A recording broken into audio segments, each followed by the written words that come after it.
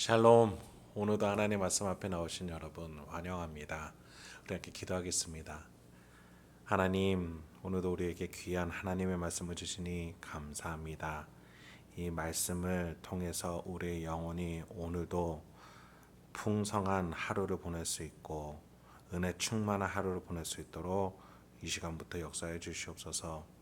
말씀을 들을 수 있는 귀를 허락하여 주시고 열린 마음들로 인도하여 주셔서 말씀을 듣고 깨닫게 하여 주시고 용기와 소망을 얻게 하여 주시옵소서.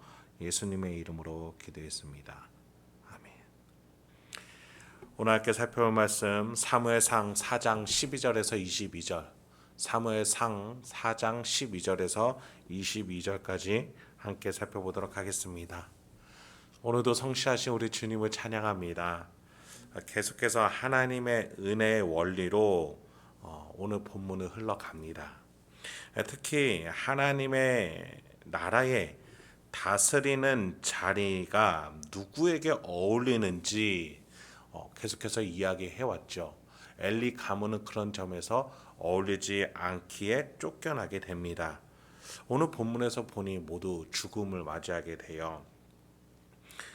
중요한 것은 언약궤도 함께 뺏김으로 인해서 이스라엘이 과연 하나님의 나라로서 자격이 있는가라는 질문을 던져지게 되는 것입니다. 여러분, 언약궤는 하나님이 이스라엘에게 항상 은혜를 베푸신다라는 표징이었습니다. 언약궤는 하나님이 아니었습니다.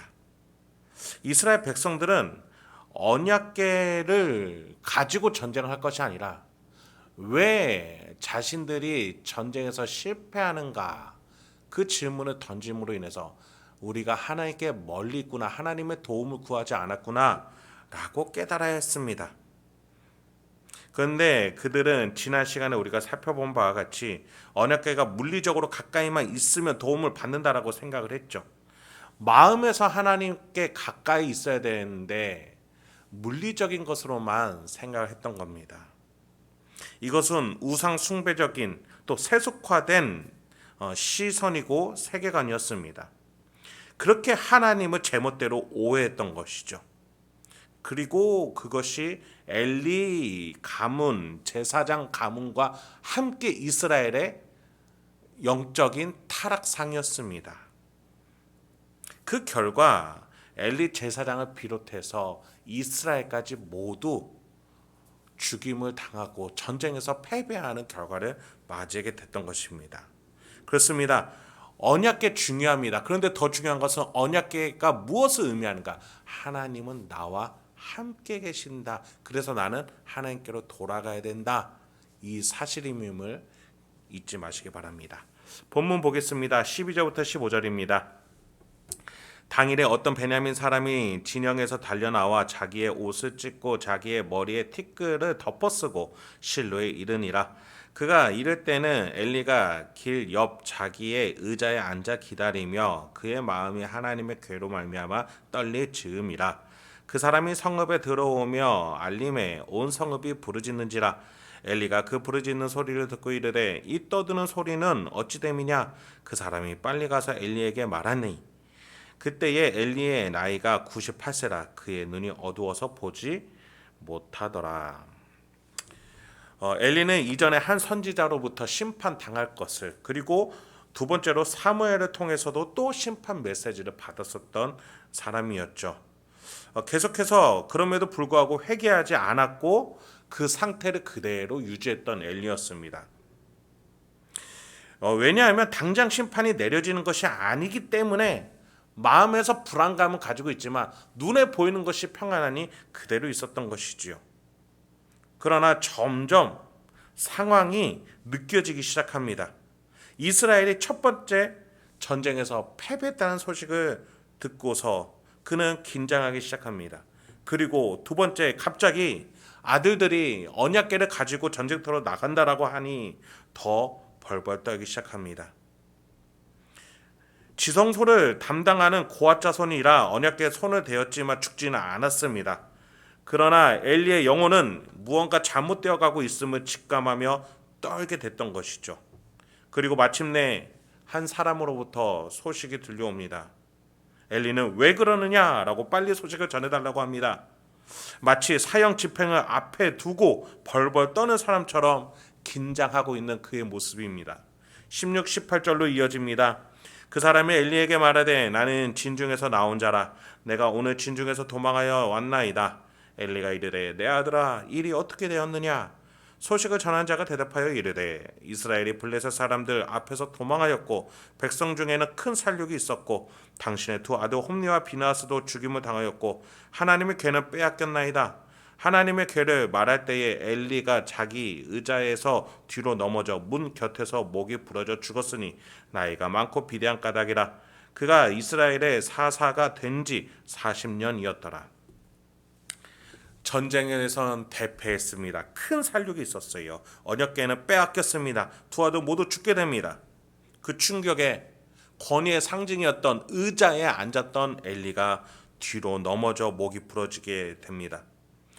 이스라엘이 가문 형태에서 국가 형태로 발전된 이후에 나라의 대표가 이렇게 허망하고 처절하게 죽은 사례가 있을까 싶을 정도로 엘리의 죽음은 너무나도 비참했습니다. 하나님의 도움을 거절하는 자의 말로가 너무나도 똑똑히 성경에 적혀 있습니다. 여러분, 이 시점에서 우리가 예수님의 죽음에 대해서 한번 생각해 봅시다. 마가복음 15장 5절에서 이렇게 기록되어 있어요. 예수께서 다시 아무 말씀으로도 대답하지 아니하시니 빌라도가 놀랍게 여기더라.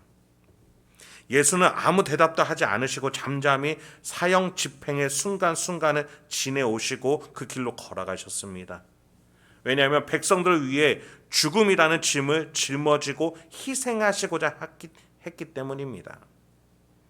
그러나 엘리는 백성들의 중보자로서 대제사장으로서 서지 않았습니다.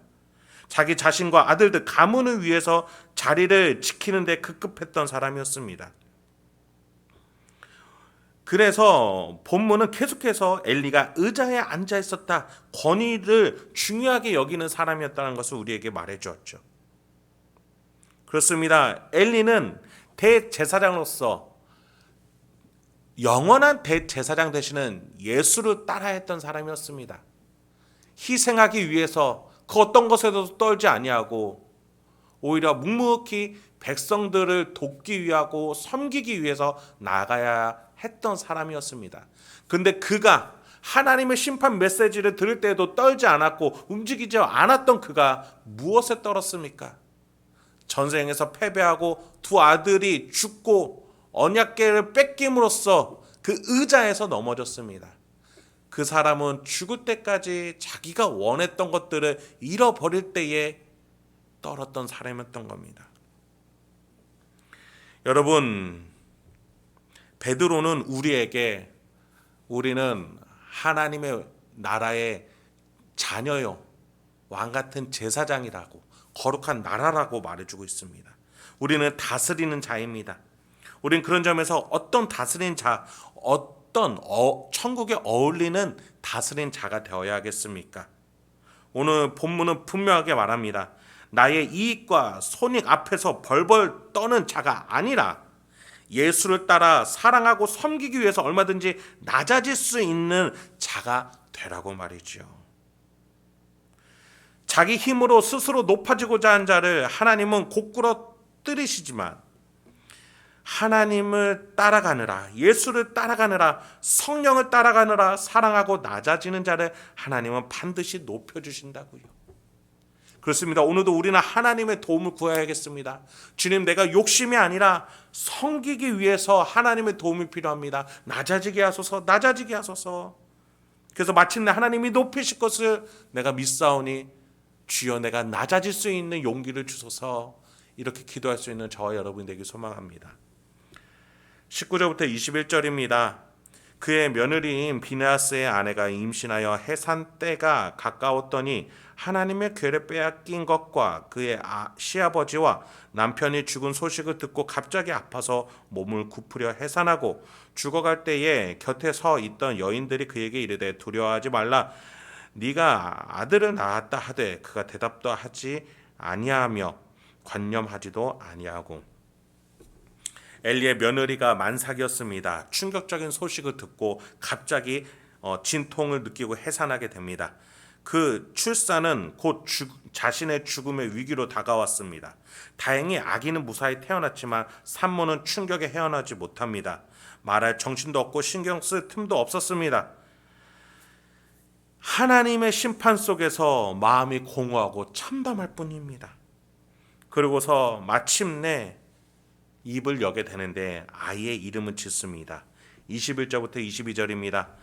이르기를 영광이 이스라엘에서 떠났다 하고 아이 이름을 이가봇이라 하였으니 하나님의 궤가 빼앗겼고 그의 시아버지와 남편이 죽었기 때문이며 또 이르기를 하나님의 궤를 빼앗겼으므로 영광이 이스라엘에서 떠났다 하였더라. 며느리는 지금 이 상황에 대해서 명확하게 직시합니다. 아이의 이름 이가봇, 여호와의 영광이 어디 있느냐라는 뜻입니다. 하나님이 우리와 함께 계시지 않는다. 하나님과 우리 사이의 약속이 깨졌다. 이렇게 해석할 수 있죠. 하나님의 임재의 상징이 되는 언약궤가 사라진 것을 통해서 하나님과 우리 사이에 무언가 어마어마한 간극이 생겼다는 것을 직시한 것이죠. 게다가 이스라엘의 대제사장이 죽었습니다. 그 후임이 되는 제사장들도 모두 함께 죽었습니다. 하나님의 임재와 하나님과의 관계 회복을 위해 필요한 필수적인 제사를 인도할 제사장 모두를 잃게 된 겁니다. 사사시대까지 통틀어서 가장 비참한 순간이 아닐 수가 없는 것이죠. 여러분, 그러나 우리가 계속 살펴봤듯이 하나님은 이스라엘을 떠난 것이 아니셨습니다. 언약궤를 전쟁터로 가지고 간 것은 이스라엘의 군사들이었습니다. 잃어버린 것도 이스라엘이었습니다. 그러나 하나님은 여전히 이스라엘을 버리지 않고 기다리고 계십니다. 그래서 하나님은 그 이전에 사무엘도 준비시키셨었지요. 정작 하나님께 계속 멀어져 간 것은 이스라엘 당사자들이었습니다. 심판 메시지를 들었다면 회개하고 하나님께 돌아오면 되는 것이었습니다. 통회하는 마음으로 돌아오면 되는 것이었습니다. 탕자를 받아주시는 하나님 아버지는 여전히 그대로 거기에 계시기 때문입니다. 그런데 그 하나님께 아직도 돌아오지 못하고 거절하며 거부했던 것은 이스라엘 당사자들이었던 겁니다. 여러분, 요즘에 미국 켄터키주 아즈베리 대학에서 부흥 운동 뉴스가 계속 들려오고 있습니다.